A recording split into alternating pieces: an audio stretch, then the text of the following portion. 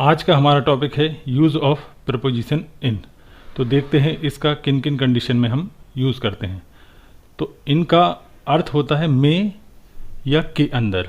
तो पहली कंडीशन होती है किसी देश, महादेश, राज्य तथा बड़े शहर के नाम से पहले हम में के अर्थ में इनका प्रयोग करते हैं। एग्जाम्पल देखते हैं।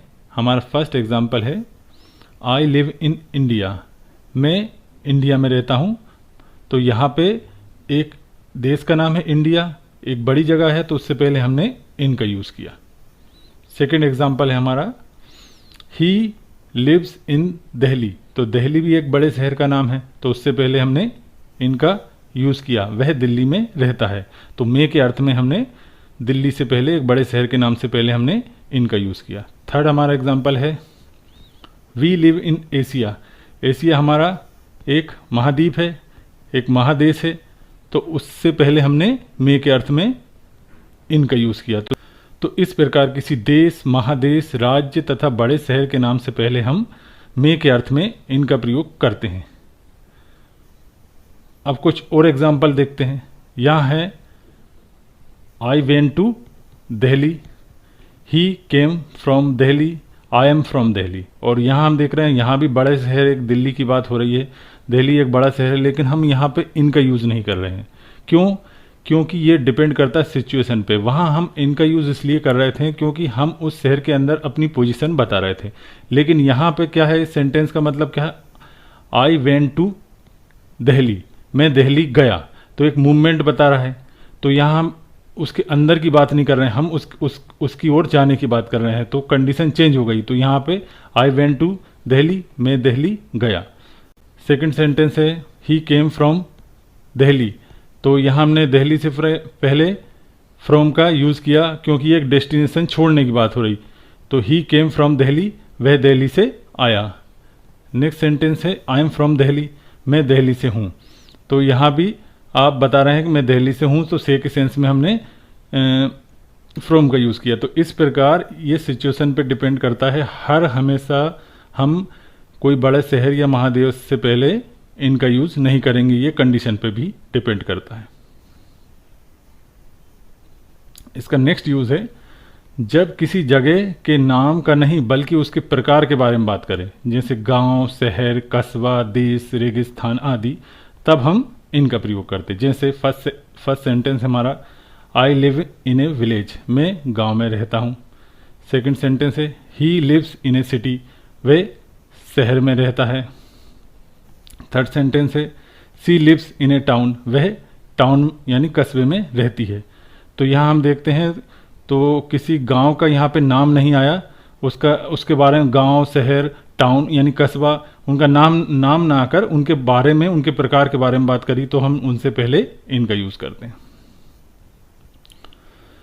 समय अवधि यानी पीरियड ऑफ टाइम बताने के लिए भी हम में के अर्थ में इनका प्रयोग करते हैं। जैसे हमारा फर्स्ट एग्जाम्पल है he will come back in 2 hours, मतलब वह 2 घंटे में लौट आएगा। तो यहाँ हमने समय अवधि, पीरियड ऑफ टाइम की बात करी है, तो यहाँ हमने इनका यूज़ किया। Second sentence I shall finish this work in 15 minutes, मैं यह काम 15 मिनट में ख़त्म कर दूंगा। तो यहाँ पे 15 मिनट्स एक समय अवधि बताई। थर्ड है there are 7 days in a week, सप्ताह में 7 दिन होते हैं। तो यहाँ इन ए वीक मतलब एक सप्ताह में, तो यहाँ भी एक अवधि बताई है, समय अवधि, तो इसलिए हमने इनका यूज़ किया। इसका नेक्स्ट यूज़ है महीना, साल एवं ऋतु के नाम से पहले भी हम इनका प्रयोग करते हैं।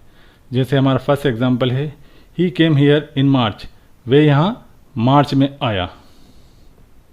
तो यहाँ हमारा एक मंथ का नाम आ गया, तो उससे पहले हमने इनका यूज़ किया।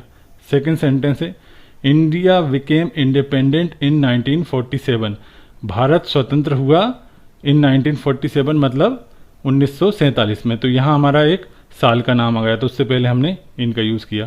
थर्ड सेंटेंस है he will go to his village in summer, तो यहाँ समर एक क्या है, ऋतु का नाम है, तो उससे पहले भी हमने इनका यूज़ किया। He will go to his village in summer, वह अपने गांव समर मतलब गर्मी में जाएगा। तो समर की जगह विंटर, रेनी सीजन कुछ भी हो सकता है। तो सीजन का नाम यानी ऋतु के नाम से पहले भी हम इनका यूज़ करते हैं। इसका नेक्स्ट यूज़ है किसी सीमा से घिरे हुए स्थान यानी इनक्लोज स्पेस के साथ भी हम मे के अर्थ में इनका प्रयोग करते हैं। इनक्लोज स्पेस से तात्पर्य का जिसकी कोई ना कोई बाउंड्री हो और उसके अंदर हम अपनी पोजीशन बताएं, तब हम इनका यूज़ करते हैं। हमारा फर्स्ट सेंटेंस है he is playing in the garden, वह बगीचे में खेल रहा है।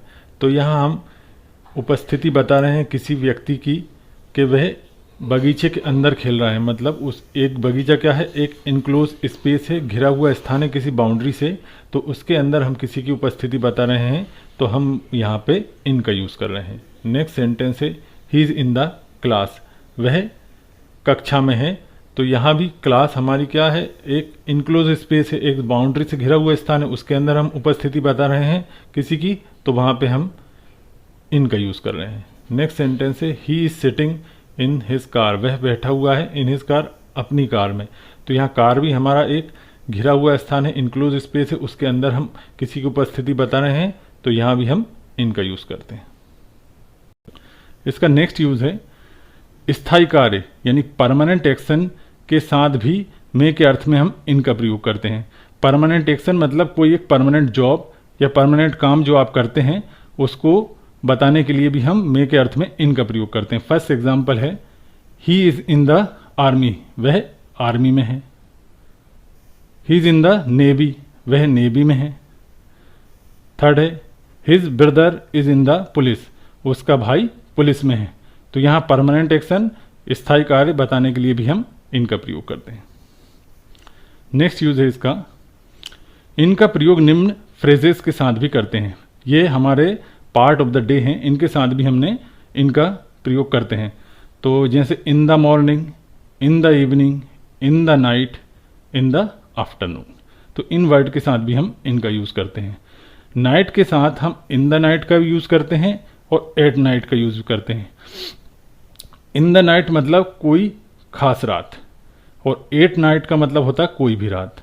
तो यहाँ कन्फ्यूज़न होने वाली बात नहीं है। सब सोचते हैं एट एक स्पेसिफिक चीज़ होती है, स्पेसिफिक टाइम या प्लेस के लिए यूज़ करते हैं, लेकिन यहाँ पे थोड़ा उल्टा है। इन द नाइट मतलब कोई खास रात होता है और एट नाइट मतलब कोई भी रात होता है। एग्जाम्पल देखते हैं, जैसे आई स्लीप एट नाइट, मैं रात को सोता हूँ या रात में सोता हूँ। तो ये एक आम बात हो गई, कोई स्पेसिफिक बात नहीं हुई, आम रात की बात हो रही है, तो यहाँ हम एट का यूज़ करेंगे। नेक्स्ट सेंटेंस है there was a party in the night, रात को पार्टी थी।